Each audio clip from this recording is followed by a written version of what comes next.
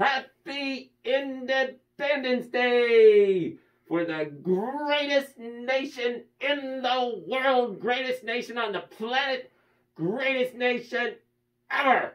Now then, I know, I know that when some people hear me say that America is the greatest nation in the world, there's going to be lots of reactions to that.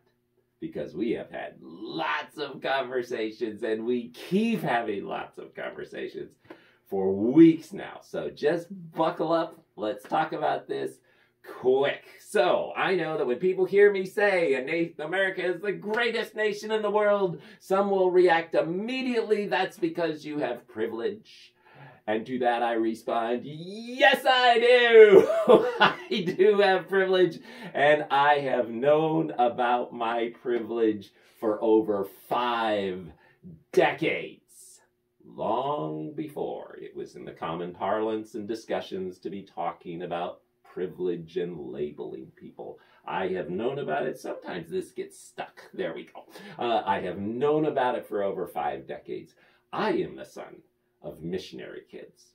I grew up in the Philippines, and my mom, through constant proclamations, made sure I knew about my privilege. It's a privilege to be the son of missionaries, she would say. It's a privilege to grow up in a third world country so that you can understand how much of the rest of the world lives. Her proclamations did help. But I had plenty of demonstrations of that specifically for myself. Family every Sunday goes to church. Some Sundays we go out to eat at a restaurant. Some Sundays we go to the Taza de Oro, the Cup of Gold restaurant.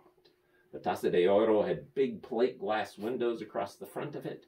Beautiful view. Sometimes they would seat us at a table by those plate glass windows. Sometimes they would seat me right next to the plate glass windows. We would order our food, the food would come, we would start eating, and then the beggar boy would come up and stand on the outside of that plate glass window and watch me eat. It's pretty hard not to figure out that you have privilege if you have a hungry-looking beggar boy watching every forkful of food that goes into your mouth. I could tell you stories about the abject poverty that I witnessed in the Philippines.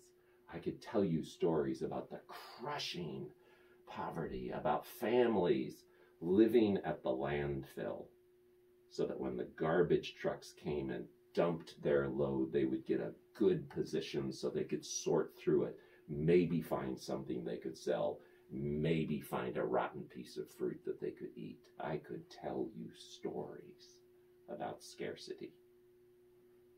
I came back to this country from the Philippines in 1976, 200-year anniversary of America. 1976, came back to this country. To this day, those stories and those images live within me, and I cannot experience America like others may experience America, because when I walk into the Walmart, and I love going to the Walmart and seeing my friends, but when I walk into the Walmart, there's a piece of me that just goes, because there's so much stuff. There's such abundance. And it's really hard when I walk down the cereal aisle and there's 150 different types of cereal and chips. So many chips. And behind all that, we have this enormous number of people who are all working together for a goal, getting stuff on those shelves. I was talking to a friend today. He works at Walmart. I said, Walmart's astonishing. He said, it's amazing. I said, we're in the middle of a pandemic, and you've still got stuff on the shelves. He said, yeah, I know. He said, it's amazing. All these people working together. That idea of all these people working together, I track that all the way back to the Declaration of Independence. The Declaration of Independence did something. It codified something that had never been done in a government before. We hold these truths to be self-evident, that all men are created equal, that they are endowed by their creators with certain unalienable rights. Among these are life, liberty, and the pursuit of happiness. It codified an approach to living as a society. I know the Founding Fathers didn't live up to that ideal. I know we still aren't living up to that ideal today, but it is an aspiration. It's something we need to keep working on. And that is codified in the idea of we all. We all. There's only one other way. I told you this was going to be long. There's only one other way to codify a relationship between people in society and in groups. And that's us versus them. We all, us versus them. Us versus them is corrosive. It's corruption. It's death. It's destruction. Every world war, every country war, every tribal war, it's us versus them. Rwanda genocide, us versus them. Northern Ireland bombing, us versus them. Rival gangs in the inner cities killing each other, us versus them. Police brutality, us versus them. I know we're having lots of discussions, and those discussions are getting heated.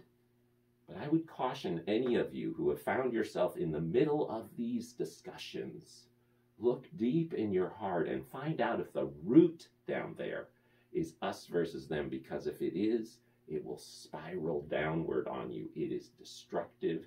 It is corrosive. The only solution is we all. Now then, thankfully, we have a solution. A real solution. We love real solutions because thousands of years ago we were given a solution for this if we'll just do it. There's two pieces to it. You can try to do the second one without the first one, but it's really hard. But if you get both of them, works.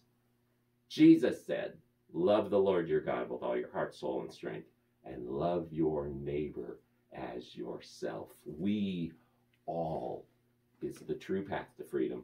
It's the true path to liberty. Happy Independence Day.